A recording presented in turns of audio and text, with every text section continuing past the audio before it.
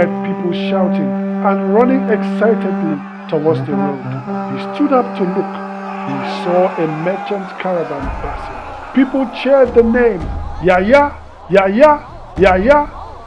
Yaya, the owner of the caravan, was formerly a slave who bought his own freedom and became the wealthiest merchant in the region. The caravan paused and Yaya threw gold coins to the crowd. Everyone scrambled for what they could pick.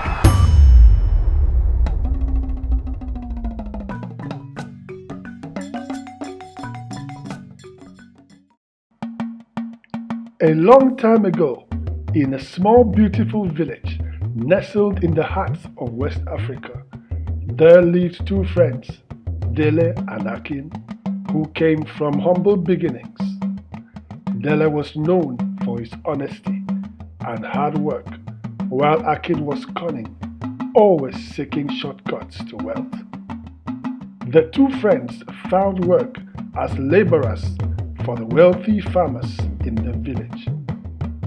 One bright afternoon, they toiled under the scorching sun on a yam farm owned by a prosperous man everyone called Otumba. During their break, Ola, a graceful servant girl, came to serve them refreshments. Dele's eyes followed her every move. It was clear he had a deep affection for her. And Ola too seemed to reciprocate his feelings. However, Akin, ever the pragmatist, scoffed at Dele's hopes. "Remember, my friend," Akin said with a smirk, "a poor man's love is like a snail's shell. It may look solid, but it's easily crushed. Ola's mother will marry her off to a wealthy man so she doesn't suffer. Don't waste your heart on dreams that won't come true." Dele's heart sank, knowing there was truth in Akin's words. As the evening approached and their work day ended, the two friends began their walk home. The road was long and wide, and just as the sun dipped below the horizon, they encountered an old seer sitting by the side of the road. His presence was both eerie and captivating, his eyes filled with wisdom and mystery. "Come closer," the seer beckoned, his voice rich with the weight of countless stories. "I have seen your paths, and the spirits have spoken to me." Akin, always eager for news of his fortune, stepped forward first. The seer, speaking in riddles and proverbs, declared, "The gecko is small, but finds his way into the king's chamber. With palm oil you will wash your hands, and with palm wine you will rinse your mouth as the next king of this kingdom." Akin's face lit up with joy, his chest swelling with pride. He could already picture himself adorned in royal robes, commanding respect and authority. Then the seer turned to Dele, his gaze piercing and somber. "And you, hard-working Dele, you will remain a servant all your life." Dele's heart grew heavy with despair. The seer's prophecies were infamous for their accuracy, never failing to come true. Akin's joy contrasted sharply with Dele's sorrows as they walked along their path. As the two men continued their journey, Akin's keen eyes caught sight of something glittering on the ground. He bent down and picked up a gold ring adorned with a vibrant red gemstone. It was an exquisite piece, clearly belonging to someone of high status. Akin's heart swelled with joy, taking this discovery as a sign that the seer's prophecy was beginning to unfold. He eagerly slipped the ring onto his finger, feeling the weight of his impending fortune. "Dele," Akin exclaimed, his voice brimming with excitement, "let's celebrate this blessing. Tonight, the drinks are on me." Akin's insensitivity was evident. He did not consider how the prophecy might have weighed on Dele's heart. Yet, Dele, ever the loyal friend, pushed aside his sadness to join in the celebration.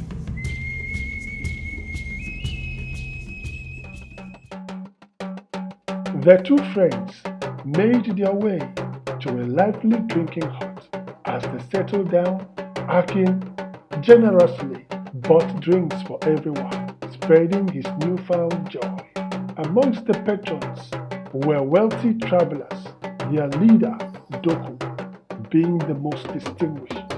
Doku's eyes were drawn to the ring on Akin's finger. His eyes widened in astonishment. He hurried over to Akin. "Your ring is quite a unique one," said Doku, his voice a mix of awe and urgency. "Where did you get it?" Doku demanded. Akin, ever the smooth talker, replied without hesitation. "This ring, it has been with me for as long as I can remember. I must have been born with it." And Dele watched in amazement as Akin wove his lies effortlessly. Doku, overwhelmed with emotions, bowed his knees in gratitude to Ledumare. "We have found our master's lost son," he declared. Akin stared at him in confusion, but Doku quickly explained. "My master, Ajani, is the wealthy ruler of Ibadan.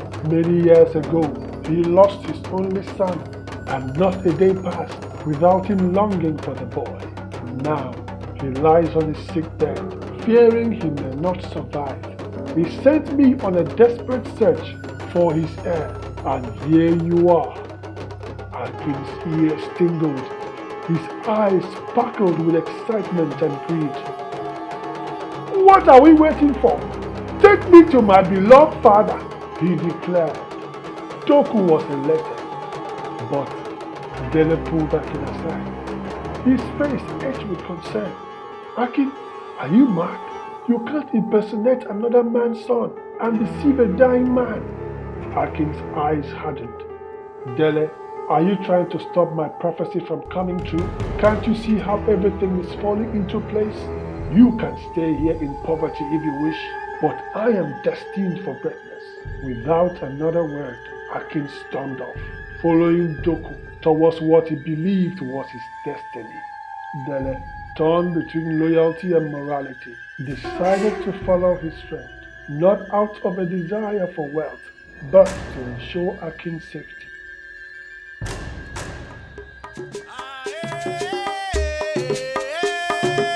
Their journey took them a full day, during which Akin indulged himself in lavish feasts and drinks. Dele watched him with growing concern, fearing that Doku might see through Akin's deceit. However, Doku was too elated by his perceived success to notice Akin's gluttony. And finally, they arrived at their destination. Dele was awestruck by the massive compound, filled with beautiful huts and bustling with numerous servants. But as they entered the compound, they were met with a scene of mourning. While Doku was away, the old man had passed on. Doku fell on his knees, weeping bitterly. Akin, taking a cue, rolled on the floor, wailing loudly for his beloved father, whom death had stolen from him before they could reunite. His cries were inconsolable. Dele watched in disbelief, wondering who his friend had become.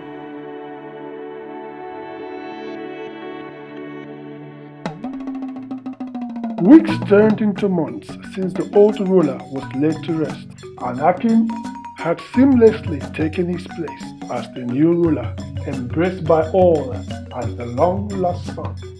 He reveled in his newfound wealth, indulging in every pleasure. Dele, disheartened by the madness he witnessed, decided it was time to return home. Though he enjoyed the luxuries provided by Akin, his soul yearned for fulfillment.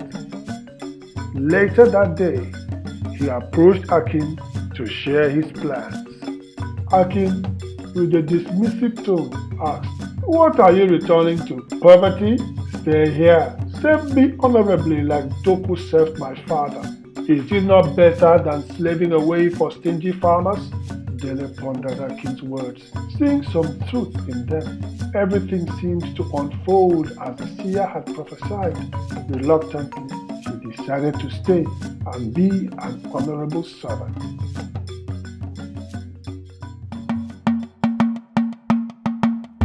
Days later, Otumba's servants arrived with food supplies, gifts of friendship for the new ruler, Akin. Among them was Ola. When she saw Akin as the new ruler, she was filled with questions.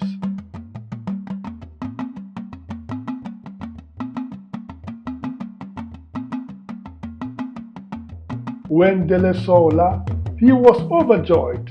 She remarked on how good he was looking now. Then they took a walk in the compound and tried to catch up. Dele saw a jewelry peddler. This would look good on your wrist, Dele said as he stared at a beautiful carrot bangle. He bought one for her. Ola loved it, especially because it was a gift from Dele. It was when they sat down under a shed that Ola asked how Akin had come into his fortune. Dele sighed, saying it was a long story. Ola, intrigued, assured him she had time. She and her company would stay a day longer before returning to their town. But before they could continue, one of Otumba's servants called Ola away. As Dele watched Ola leave, he felt very hopeful. With Akin's help, he could now marry Ola and provide for her.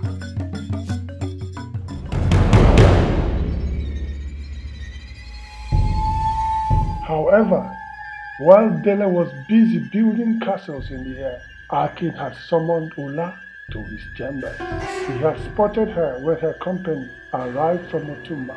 Ola was happy to see Akin too, but she was unaware of his true motives. Akin told her how much he loved her and how he had always loved her. Ola was shocked to hear him say all this, but he knew his best friend Dele was interested in her. Akin scoffed. Dele, the poor farm laborer. Just then, Dele had arrived outside Akin's chamber. He heard Akin talking to Ola, and he could even see them through the ajar door. Dele's heart pounded in his chest. Akin had put his arm around Ola, and he told her to forget about Dele. Dele is a poor man destined to be a servant all his life, Akin said. Wouldn't it be better if you married a rich ruler like myself, who is destined to be the next king of this kingdom? Ola frowned in surprise. Yes, Akin's words were true. His family was next in line to the throne, and he, being their heir, will be the next king, just as the seer prophesied. Dele was heartbroken where he stood, with tears in his eyes. This was the ultimate betrayal. How could Akin do this to him? He was supposed to be his best friend. Dele walked away in anger.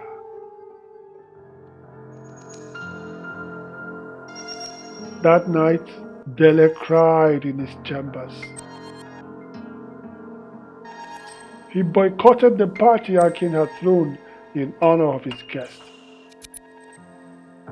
Ola had given herself cheaply to Akin because of his wealth.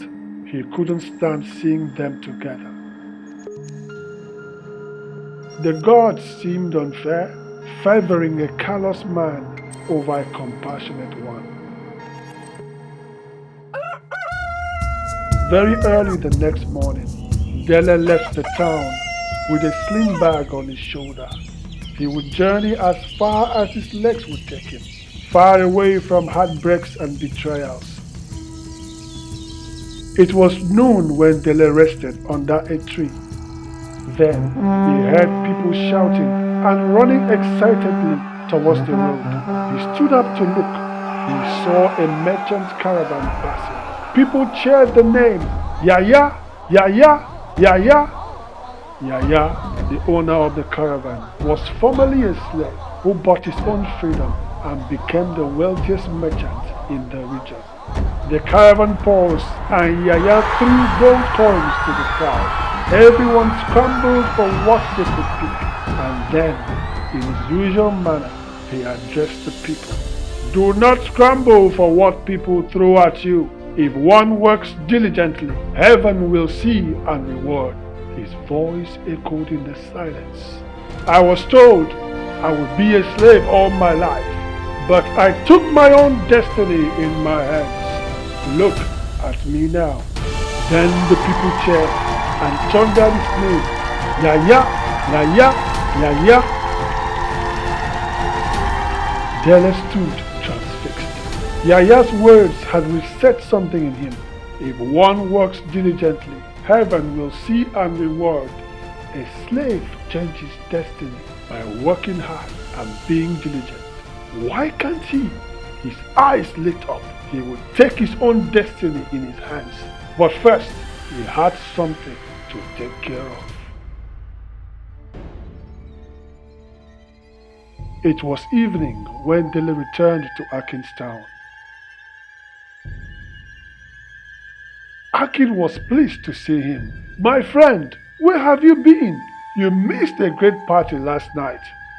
I'm sure it was with Ola warming your bed, Dele said coldly. Akin felt awkward, being berated by his friend. Ola was mine, but you still went for her. What kind of friend are you? Dele vented. Mind the way you talk to your master's servant, Akin retorted. I can have whichever woman I want. I am Akin, the ballet of Ibaland. Dele broke into a mocking laughter to Akin's bewilderment. I know who you are. I alone know who you really are. So snap out of your delusions, Dele warned him. Akin was silent. He could notice something had changed about Dele. Now listen. I am going very far away from you and your delusions. You will give me 3 full bags of cowries to embark on my venture. Akin was infuriated. How dare this pauper try to blackmail him? How dare you? Akin spat. I could have you removed from this earth with a snap of my finger. And I could have you removed from this fairy tale life with a click of my tongue, Dele replied. Perhaps you would like us to have this conversation in front of Doku. I have nothing to lose, but Akin had everything to lose if there was any doubt about his identity. You will take the money and never show your face here again, Akin threatened him. Your face is the last I ever want to see again, Baba, Dele scoffed. Now go and get my money, Baba. I'm in a haste. Akin glared at Dele in anger. For the first time in many months, things had not gone his way. Then, an evil smirk appeared on his face. Just so you know, Akin snared, I made her mourn all night. She said she'd rather be with a real man than with a servant.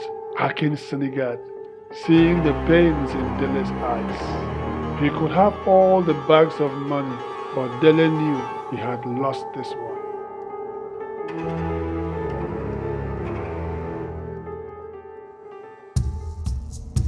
And so Dele left town before dusk, armed with 3 bags of cowries, carefully stashed in his slim bag. Let me see which useless prophecy will stop me in my quest for success, he muttered to himself. And so Dele journeyed for days, passing through many towns, including his own, determined to build a new life away from his past, far away from heartbreak and betrayal. He journeyed far across the kingdom. He controlled himself from wasteful spending. Yet, his kindness to the poor reminded him that he hadn't really changed from the man he was. He even felt a pang of guilt for blackmailing his friend for money. After one more day's journey, Dele arrived at a small village called Uri. The people seemed peaceful, and he came upon a big field that looked like an abandoned farmland. At the end of the field, he found a farmhouse where an old woman, a childless widow, lived alone since her husband's death. Dele rented a room from her, and she was happy to finally have some company. Settling in, Dele lay on his bed, thinking his plans through. He would rent the farmland and start farming. The land was massive, so he'd plant many crops and hire many servants, paying them good wages. The plan sweetened his belly as he dreamed on his bed. And then he wondered about Ola. How was she doing living with the treacherous Akin? She had broken his heart, but he still cared about her.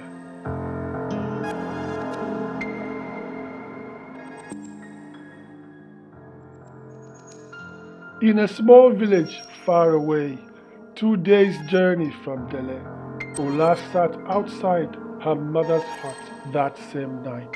Yes, she was back in her own town and heartbroken. Dele had turned out to be a man she did not know he was. When Akin asked her out in his chambers, she had turned him down, letting him know her heart was with Dele. When she came outside, she searched everywhere but couldn't find Dele, not even at the party Akin had thrown for her company. She was now really worried. It was in the evening the next day that someone told her she had seen Dele leaving the compound with a sling bag. She rushed to the entrance of the compound but missed him. Confused, Ola went to ask Akin what was going on with Dele. Dele found out I was interested in you, Akin lied smoothly. He decided to trade you off to me for 3 bags of cowries and left town with the money. I don't believe you, Ola said in disbelief. Dele has always wanted to be rich, Ola. He saw his opportunity and took it, Akin insisted. Come and be my wife. I love you so much. But Ola left before he could finish. She couldn't believe it until Doku confirmed that Dele was indeed given 3 bags of cowries by his generous master. Heartbroken, she wept that night. Dele of all people, he even left without a word. He was indeed heartless. As Ola sat under the moonlight, the pain was still fresh in her heart.